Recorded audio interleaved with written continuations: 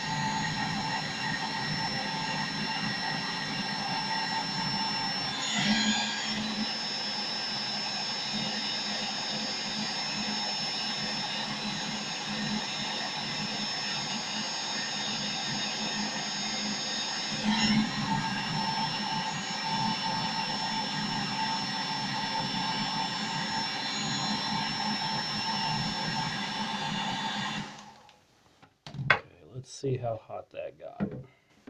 It's a little flexible, not a lot. See if I can get the bulb down in there. Excuse me while I lay the camera down.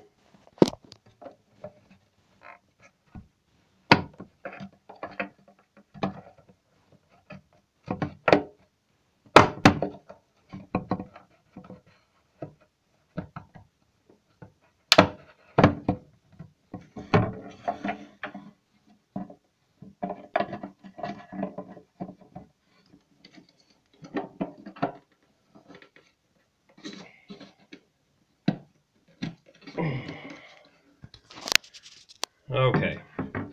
Well, sorry about that, but you really need two hands to do stuff like that. It took a little bit of finagling, but now it's in there. Now that locking lug will go down around it. It's lined up. And that should get it to where I have headlights. It should pass inspection. As I said, I can always replace this whole thing later. But right now I'm more worried about the transmission. Supposedly it had some issues with overdrive. And for what I've got in this car, I could turn it pretty easily without doing much to it. Right now, it's 4-cylinder automatic. I wouldn't mind driving it for a while because of the gas mileage. But anyway, that's just another one of the things you might have to do on an old vehicle or some other piece of equipment, is make something function so that you can at least test it out, get it to work. Now guys, if I find something else, I'll show you. Take it easy. Be safe.